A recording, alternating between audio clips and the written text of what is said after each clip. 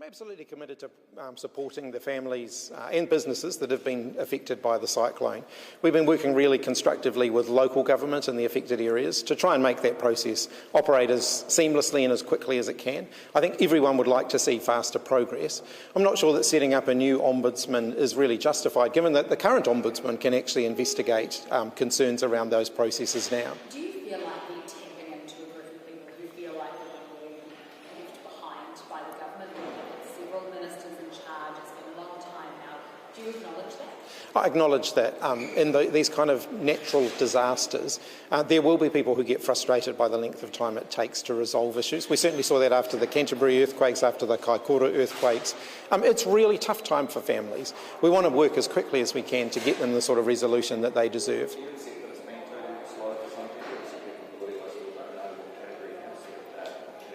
Well, the categorisation decisions, of course, are made by local authorities.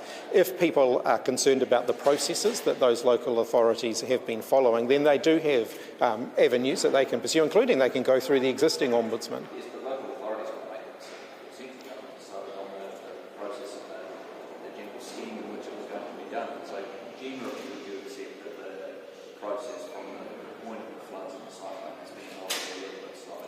I think overall responding to natural disasters like this does take time, and I acknowledge that for those who are waiting for the certainty that they deserve, that can be really frustrating. So we don't need a new ombudsman specifically for this? Well, the current ombudsman already has jurisdiction to look over these processes now, so I'm not sure what an additional bureaucracy would add to that. Did you know the CTU was going to run the attack ads across newspapers and billboards today? The CTU have run election campaign advertisements in every election campaign that I have been involved with, as have a range of other groups, and I certainly was aware that they would be doing that in this election. I did not see the advertisement until I think it came out last week, somewhat early, but I had not seen the advertisement up until then. No, I didn't. Do you think it was nasty? What was that? I think the CTU are raising some legitimate concerns around the effects of the National Party's policies. But I also may as well take the opportunity to speak to this as well. The National Party and their surrogates, including the Taxpayers Union, Groundswell, Hobson's Pledge and so on, have been running attack ads against me and against the government, the Labor government, since the day I took on the job. I haven't called a press conference or issued a media statement every time that they have done that. I happen to have with me, for example, just just a random selection of examples. I particularly enjoyed this one where my photograph has been photoshopped onto a packet of Band-Aids. That was a National Party advertisement, that one. There's an attack advertisement here about myself and Jacinda. That, I believe, was a National Party MP produced that one. I thought, this is a very flattering photo of Grant Robertson doing some vacuuming. This one was from the Taxpayers Union, a National Party front group. We have a pretty nasty, despicable personal attack on Nanaia Mahuta. That was, I believe, the Taxpayers Union did that one. This one here, I was particularly touched by this one, actually. This is myself and David Parker on some what would appear to be Russian horses. I actually think I look quite good on a horse, to be frank. This one was from some time ago. They've established what would appear to be another front group in order to do these advertisements, although it appears to link back to the Taxpayers Union, who of course link back to the National Party. I haven't called a media statement, issued a media statement or called a press conference every time they have done that. If the Christopher Luxon and the National Party are going to do that every time someone critiques or criticises what they're doing, I think they probably need to rethink whether or not they're cut out to be in government. I think it's incredibly thin-skinned, but let's be clear about what this is. They're desperately trying to distract attention away from the fact that they've been caught out with their numbers and their policies just not stacking up. They're trying to create a diversion here. Well, you're saying that Luxon's thin-skinned. You've clearly kept these to produce at a later date. So I got someone to print them for me this morning. What was that? The Labour movement obviously plays a role in choosing a Labour leader and things like that. So is that quite a fair comparison to the Taxpayers Union? The CTU have no role in selecting the Labour leader. Well, I mean, look, I think, the Labour Party is also a representative of workers, and we've got a very proud heritage there, and we're very proud of that. The CTU campaign independently, though. Jessica. Absolutely not. The National Party, as I said, have been attacking me personally and the Labor Party on a relatively, quite personally, since I took on this job. I think they're being a bit thin-skinned, to be honest. They say that Labor's running its most negative campaign in its history. Is that true? Oh, that's absolute nonsense. When did Labor run a negative campaign? I don't believe that we are running a negative campaign. We're out there campaigning positively on the things that we're putting before the electorate, but we are also critiquing the promises that the National Party are making because they simply don't stack up. And if they want to be the government, they're going to be subject to this sort of scrutiny day in and day out. We have been for the last 6 years. Can I ask about Jessica. foreign buyers tax? Wasn't there legislation that you guys had put, that the government has put through, that did find a workaround in this area? So the issue there was an issue around timing in the sense that we had to have that in place before some of our trade agreements, particularly the CPTPP, because had this been introduced after the CPTPP, we would not be able to. So if the National Party remove the foreign buyer ban, there will be no way for a future New Zealand government to reimpose one. It will be gone for all time. But you guys, or the Labor government, figured a workaround, didn't you? We did it before the CPTPP was signed and came into effect, yeah. But that's not an option that's available to National now. No, because the CPTPP is in effect, as are all of the other trade agreements mentioned. Are senior doctors and dentists selfish for striking tens of thousands of dollars during cost of living crisis? We have made an improved offer, or the government, I should say, has made an improved offer to them, which they've rejected.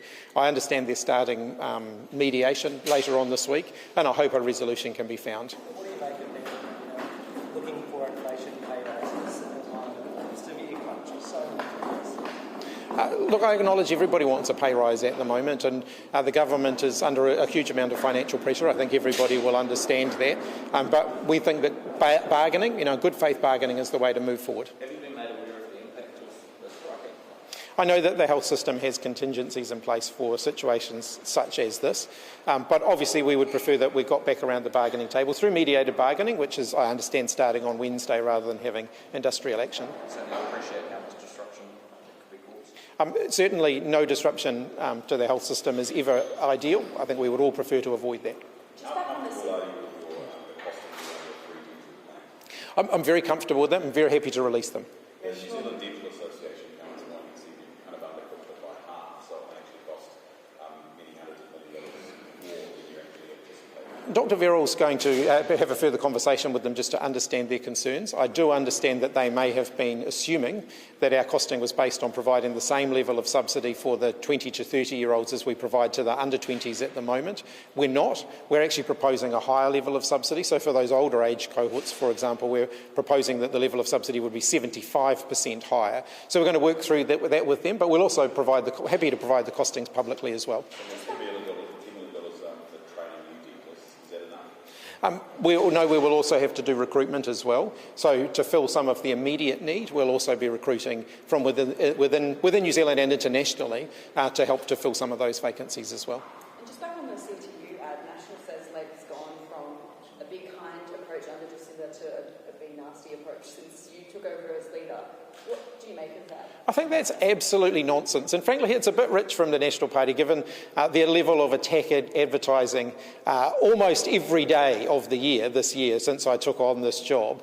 I think they're being very thin-skinned. I don't think that critiquing the potential effects of the National Party's policy is something that they should shy away from. That is democracy in action. I certainly think that they should consider their own actions if they're going to be this thin-skinned about any critique of their own policies. Do you have any concerns about the fact that it was on the front page of the morning newspaper during a campaign time? That's not a matter that I have any control over. Do we spend too much time on election campaigns arguing and tossing policy costings rather than actually debating the policies themselves?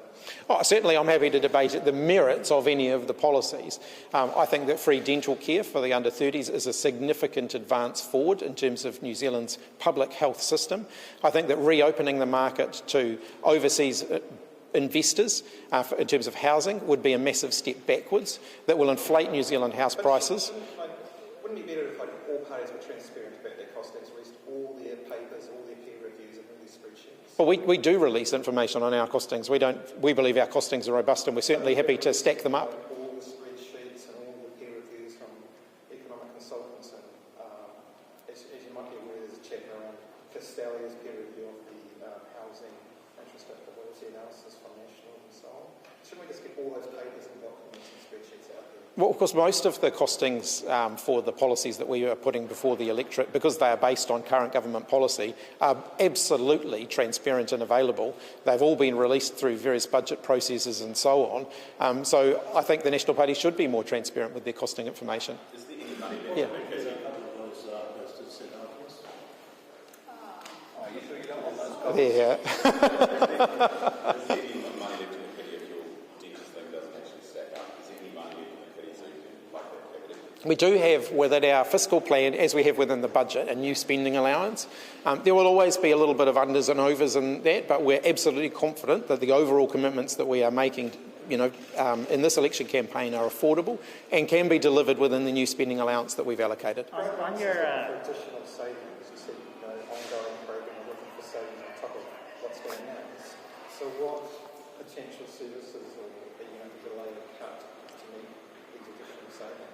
So we do this every year, and most governments do this every year. You look at, right the way across the budget, and you look at spending priorities and spending decisions in light of the fact that needs change over time, and that's a regular ongoing process. Okay, thanks everybody. Cheers. Could I ask about Newtown real quick? Yes. You heard from doctors and administrators at the clinic about the pressure that they're under, workforce pressure, complex people presenting with complex needs. What are your takeaways from that? I think it shows that the health reforms are a work in progress. I think getting to whātua ora